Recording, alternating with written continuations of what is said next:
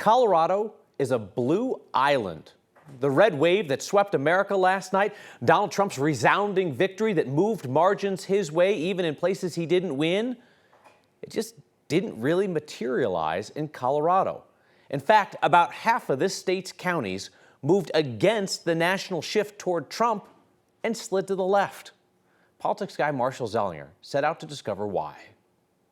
There is a shifting of the political winds. These red arrows on this map created by the New York Times show counties that shifted more in favor of President-elect Trump this year than 4 years ago.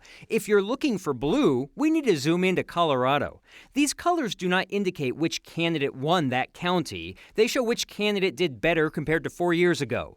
Take Mesa County, for example. Harris is losing by 22 points, but Biden lost by 28. There's been a shift in population there. There's been a shift in demographics there. Courtney Sievers is director of survey research for the right-leaning polling firm Magellan Strategies. She's also from Mesa County, which has seen a shift to the left. You've seen stuff for the school district pass there that are tax increases. You've seen Democrats land on the city council there in Grand Junction. So there has been a shift of demographics as a whole since 2020. Back to this political weather map. There is a lot of red in the swing states that helped decide this election, like Pennsylvania, Wisconsin, and Michigan. I think the things that make Colorado stand out from those three states, Michigan, Wisconsin, and Pennsylvania, is just generally two things. It's college education and just generally higher income voters on average. Ryan Winger is the data analyst for Magellan, who points to the makeup of Colorado's voter that has created a blue island. The statewide trend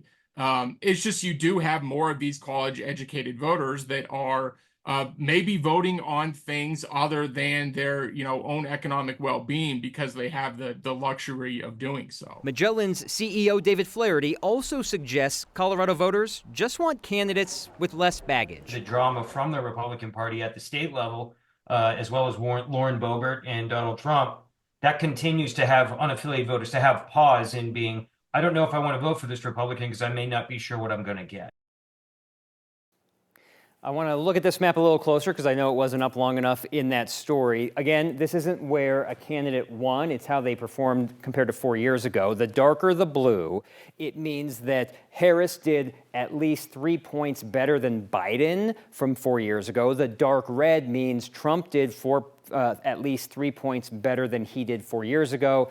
And then the lighter colors are 0 to 3% in between. But this is as of the results of 5 p.m. Pueblo really going for Trump this time around. I know Mesa, it just looks weird that Mesa is blue, Kyle. But again, it just means that she did much better in Mesa County this year than Biden did 4 years ago. And while that map looks like a fairly even red-blue split, you have to know that when you extrapolate that map out nationwide, it's just a sea of red. It's a sea of movement towards Trump from urban areas to rural areas to suburban areas. When I saw that nationwide map, Marshall, the thing that occurred to me is if there are Coloradans today shaking their heads about what happened, the fundamental shift in the American electorate towards Donald Trump, perhaps it's because Coloradans are just statistically less likely to know somebody in their lives or to be that person who moved from Biden to Trump. Because even if you're in California, you're in New York, you're more likely to be around people in your community who decided to make that shift. Right, and we talked about that with the people from Magellan, that it talks about over the last 4 years, and particularly with COVID, maybe you came from a different area and you moved into the state, that you came here because you needed like more space or you wanted a cheaper way of life or something like that, and you're just kind of in a bubble. It's almost like what you described, Kyle, is like social media, but in real life, where you're around the people that are equal to you and they have the same mindset. Really remarkable. We'll continue to dig into what this means more broadly. Marshall Zellinger, thank you.